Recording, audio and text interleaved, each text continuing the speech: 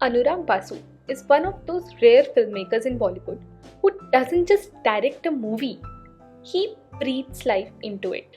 Whether it's Barfi, Ludo, Jagga Jasoos, or the cult ensemble Life in a Metro 2007, Basu has always been a director who first thinks deeply about what he wants to say and how he wants to say it. His films are known for being emotionally layered, musically rich, and visually poetic. He doesn't make just another Friday release. Instead, he crafts worlds, messy, heartfelt, imperfect, yet relatable. That's why, for years, he has remained one of the most relevant directors in Bollywood. I personally feel that Anurag Basu connects with audiences through their emotional nerves.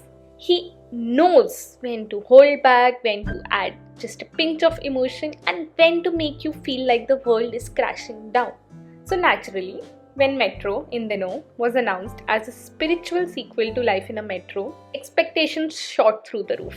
The original connected with audience because it felt so raw, so real. Urban loneliness, love, betrayal, marriage, cheating, everything was handled with complexity but also compassion. And of course, Preetham's timeless soundtrack gave that film its recall value. But here's the thing, Metro in DINO didn't quite achieve the same impact. Despite being helmed by Basu, despite an ensemble cast brimming with talent, despite the musical album by Preetham, the film somehow falls short of what it could have been. That's what I will be exploring in this review.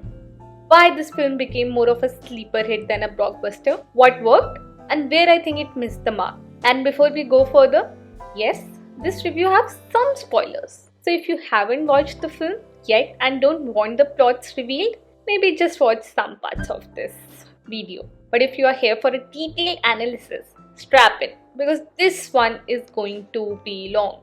Now streaming on Netflix, Metro in DINO revolves around 4 different relationship arcs across cities: Delhi, Mumbai, Bangalore, Pune, Kolkata.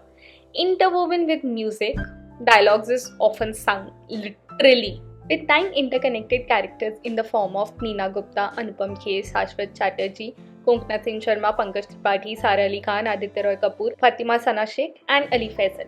The central theme, like the first film, is urban relationship. How people living in big cities connect, disconnect, and navigate love in the chaos of metro life.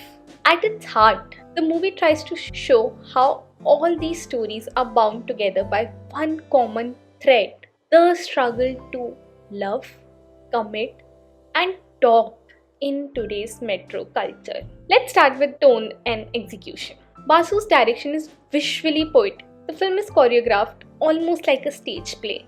Beautiful sets, stylized transitions, a theatrical sense of staging. That's genuinely nice to watch. But where the film stumbles is the screenplay. Conflicts are portrayed very well. You feel the tensions, the doubts, the silences, but there are no proper resolutions. Problems get brushed under the rug, matters remain unresolved, and more time is spent on quirky moments or musical interludes rather than digging into the emotional meat. Imagine this, a 2-hour 40-minute film, and still when it ends, you are left thinking, wait, that's it? Sab sahi kab hua? Kaise hua? I want more, I want better. And that's the key difference from Life in a Metro. Here, characters are floating, confused, and by the end, you as a viewer are left with unresolved feelings like, what the hell? Now let's talk about the music, because in a Basu Preetham collaboration, that's always a big deal. To be honest, this film music is a mixed bag. On one hand, tunes like Zamana Lage, sung beautifully by Arijit Singh and Shashwat Singh, and Dil Ka Kya are genuinely beautiful. The melodies are strong and compositions hummable. But for rest of the songs, the lyrics feel forgettable. I don't remember them and I don't care about remembering them also. They're dramatic, but not in a way that lingers. Unlike Life in a Metro, where every track like In Dino, Alvida, Oh Meri Jaan have an instant recall value, here most of the songs feel more like background score than memorable numbers. It almost felt like the film was trying to follow a theatric arc where characters express emotions through songs, but the words didn't have that poetic pull according to me. So yes, tunes good, but lyrics, not much. And by this time you would have understood that I did have high hopes from this film. Also, you would have realized that this film is not that bad, but it could have been way, way, way better. Okay, now the four stories. From my least favorite to my most favorite. Ali Faisal and Fatima Sana Sheikh. This one disappointed me the most. With actors as talented as Ali Faisal and Fatima Sana Sheikh, expectations were naturally high. The story revolves around a very relevant urban dilemma. Should we have kids in this economy? What does a long distance marriage mean today? On paper, it's solid. In execution, it barely scratches the surface. They have set up the issues nicely. You can see the cracks in the relationship.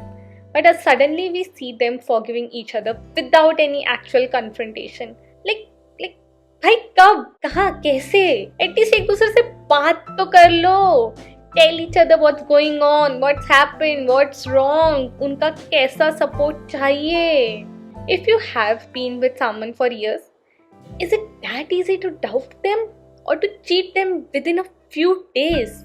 Relationships require conversation, and this film almost refuses to show couples having any. The only silver lining? We got to see Imtiaz Ali acting in a cameo, which was fun. But overall, nah. Oh, and also, the cutest reference you will see will be of Pankaj Tripathi referring to Ali Faisal as Kuddu. Mirzapur reference, FYI.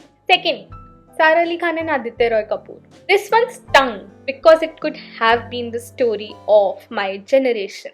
A modern generation tale. Indecisive, confused, emotionally unstable, relationship phobic young adults who don't know what they want.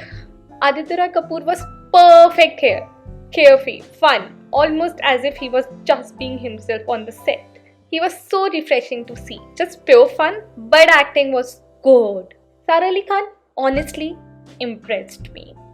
Yes, I dissect performances in and out, but here she was actually good. She fit the role well. I've always said that she's a director's actor. Under Basuda, she delivered. But Udayal approved of her wig. And the storyline, subpar, abrupt. Out of nowhere, Aditya Roy Kapoor's character suddenly wants to get married. When did that blink happen? Also, out of nowhere, they connect. But how? At least show a moment na. Let us as audience also feel that moment. Kuch to butterfly uthe mere andar. There was no development, no arc. It left me upset because I wanted answers from this story. Instead, I got messy writing. Third, Konkna Singh Sharma and Pankaj Tripathi. Now this is where the acting absolutely shines. Konkna Singh Sharma and Pankaj Tripathi are phenomenal. This story is about a marriage where love has taken a backseat to responsibility, where emotional distance leads to temptation outside. It's layered, relatable, and could have been the heart of the film. वो dialogue था ना इनका, क्या कहते हैं, एक successful marriage के लिए आपको सेम इंसान से बार बार हर बार प्यार में पड़ना पड़ता है. This is the arc of this story. Konkna Singh Sharma has always been underappreciated, and she proves once again that she's exceptional. She's truly what her character tried to convey in Luck by Chance. Pankaj Tripathi, meanwhile, is the only actor who could have carried forward Irfan Khan's legacy in this series. But again, execution! Instead of showing how they work through their issues, the film keeps dragging scenes. They go to Goa to talk things out. And don't talk. She suddenly realizes she loves him and forgives. But why does she forgive? What changed suddenly? They didn't show that. At one point she realizes she loves him, and at second point she is making sure that he gets beaten by the hotel staff. And he suddenly decides to take her back. But when? How? Why? She didn't change. Then how come he had a change of heart? Just because his marriage would have gone to divorce. I mean, it's nice that they both are back. But how? When and how did the love reignite? I'm still thinking. No conversations shown. And that to me sends a wrong message. Because cinema does influence thinking, even if you agree or not. Not showing couples talk about their problems feel like a cop-out. Fourth, Neena Gupta and Anupam Kher. Now let's move to the older couple storyline. And honestly, this was the part that made me smile the most. Neena Gupta and Anupam Kher are absolute powerhouse of talent. Every frame they shared lit up with warmth and authenticity. The best moments of the film for me was simply them enjoying their time together at his home. Neena Gupta bringing her natural quirky energy and Anupam Kher grounding it with his emotional depth. That chemistry was such a delight to watch. I'm so happy that Neena Gupta earlier posted that she wants work and now she's doing such commendable works. But, of course there's a but. Here's where my biggest complaint comes in. This storyline also left me the most conflicted. Spoiler alert, skip for a minute if you don't want to know. According to me, and of course this is my personal opinion, Neena Gupta's character should have ended up with Anupam Kher's character. It's the only thing which made sense. From which angle did Shashwat Chatterjee's character suddenly have a change of heart? The only realization he seemed to have that he might end up alone. Did he rediscover his love out of respect or not wanting to be alone? I'm not sure. I guess he just didn't want solitude. That made him allow her theatre dream also. But what on earth made her return to him is still a complete mystery for me. I understand बहुत सालों की शादी है, बच्चे हैं, घर है, परिवार है, पर ठीक है ना, तुम्हारे सपने दब चुके हैं. I know उस उम्र में कोई अपने साथी को नहीं छोड़ता है, बट यही तो नॉर्म हमें नहीं सुधारना है क्या? I mean I don't know. Audience, please comment your thought process for the same. And then comes my biggest grind of all, Anupam Kher's family arc. This man has a widowed daughter-in-law, and throughout the film, he sacrifices so much for her happiness. Yet, she never even gets to know about all those sacrifices. That entire emotional beat felt wasted. कुछ नहीं तो एक end credit scene दिखा देते जहाँ पे वो सब वापस एक साथ आ गए and all the misunderstandings are resolved. I mean, Indian audience wants happy ending, and that's one of the reasons why some rom-coms fail if they don't have an happy ending. I know we can't show happy ending always and every time, but let's show it where it's actually possible. To top it off, the so-called friend's character portrayed by Pranay Pachauri was one of the most frustrating writing choices. Like, अरे बता दो ना भाई.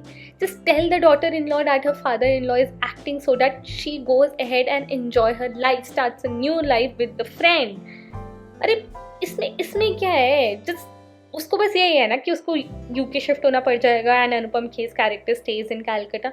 भाई उसको भी साथ में ले जाओ ना UK as a family man, as a family member.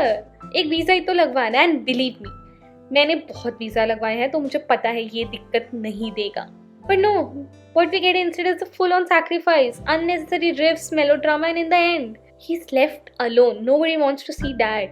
Honestly, they could have just gone together, chup chap, without all this noise. So yes, I smiled, but I also sighed. Overall, at the end of the day, my biggest gripe with Metro in DINO is that it scratches the surface, but it doesn't dig deeper. कोई बात क्यों नहीं करता एक दूसरे से? And still, everything gets sorted without real conversations. And that leaves me, as the audience, unsatisfied. I love rom-coms. I genuinely believe the genre needs a revival in Bollywood. But rom-coms aren't just romance and comedy. They are about emotions, relationships, conflicts, and resolutions. The film could have been the revival, but it missed the chance. My generation often struggles to truly understand what relationships mean, and I was secretly hoping this film would help in bridging that gap by making people feel and reflect on the emotions that they actually hold relationships together. That said, I would still recommend watching it once because, at very least, it starts the conversation about non-toxic relationships. It makes you think what's missing in the modern love stories. And maybe, actually no, not maybe, that is worth something. Watch it on a lazy weekend and then tell me, which couple story did you connect with and which one frustrated you the most? Thank you for watching.